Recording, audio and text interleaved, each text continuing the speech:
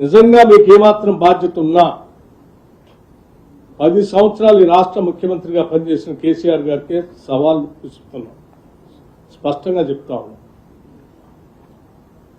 నేను అనేక అంశాలపైన మాట్లాడటానికి సిద్ధంగా ఉన్నాను. చేసిన అప్పులు వాస్తవం కాదా, ఈ రాష్ట్రాన్ని తాకట్టు పెట్టి ఈ రాష్ట్రం మీద భారం వేసిపోయింది వాస్తవం కాదా? నేను ఈరోజు ప్రత్యక్షంగా ఈ షీట్ ఎక్కడ పడితే అక్కడ రాష్ట్రం ఇన్ని అప్పులు చేయలేదు అని పదే పదే హరీష్ రావు గారు ఒక పవర్ పాయింట్ ప్రజెంటేషన్ ఇస్తున్నారు. ఈ అప్పులన్నీ ఎవరు చేశారు? 2014 నుంచి 2023 వరకు మీరే కదా.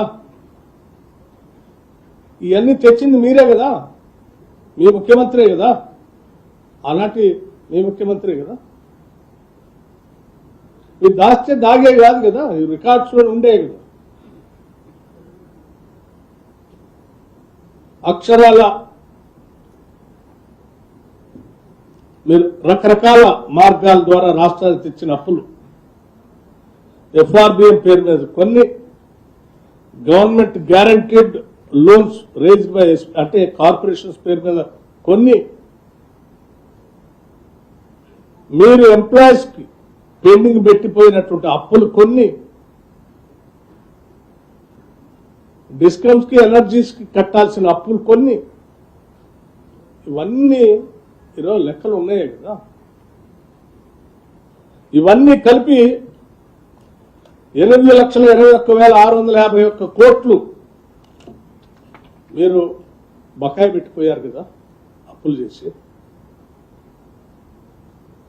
ఇది వాస్తవం కాదా? ఇవి చెప్పండి మీరు.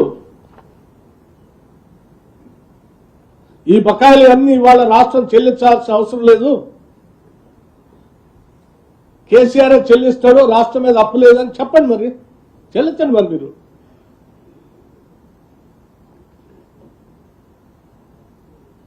కేసీఆర్ చేసిన అప్పులే కదా ఇవి. మాట్లాడితే బుకాయించటం, లేకపోతే దీనికి సంబంధం లేదని మాట్లాడటం ఎంతకాలం మోసం చేస్తారు? ఇంకా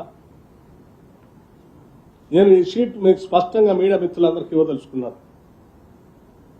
పదే పదే ఎక్కువ అప్పుల గురించి రోజు మాట్లాడితే రాష్ట్ర పరువు ప్రతిష్టకి ఇబ్బంది అవుతుందనే ఆలోచనతో వాస్తవాలన్నీ తగ్గించుకుంటుంది.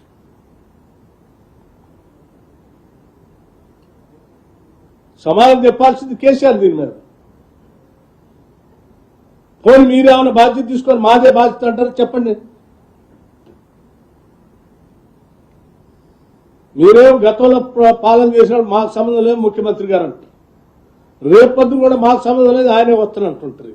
మధ్యలో మాత్రం మేమే వస్తాం సమాధానం చెప్పాలని అడుగుతారు. దేనికి మీకు ఏముందని సమాధానం చెప్పేది? అసలు వెనక లేదు, ముందు లేదు, గతం లేదు, భవిష్యత్తు లేదు మీకు.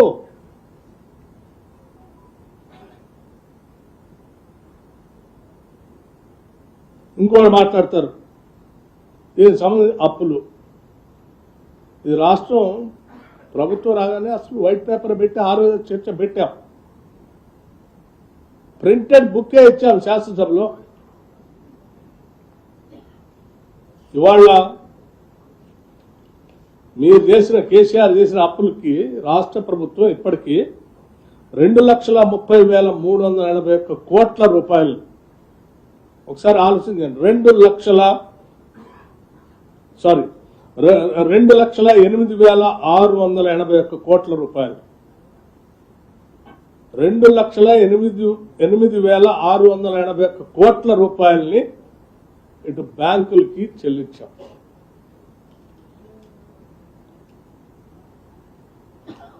మీరు ఆయన అంటున్నాడు మేము చేసి వచ్చింది ఓన్లీ 3 లక్షలే, మేము చేసింది 3 లక్షలు. మరి 3 లక్షలు చేస్తే రాష్ట్ర ప్రభుత్వం అకౌంట్స్ నుంచి ఆర్బీఐ ద్వారా కట్ అయింది కదా అప్పు. మీరు చేసిన అప్పుకి వడ్డీ అసలు కలిపి కేవలం ఈ 2.5 సంవత్సరాల్లోనే 2,08,681 కోట్లు బ్యాంకులు కట్టింది.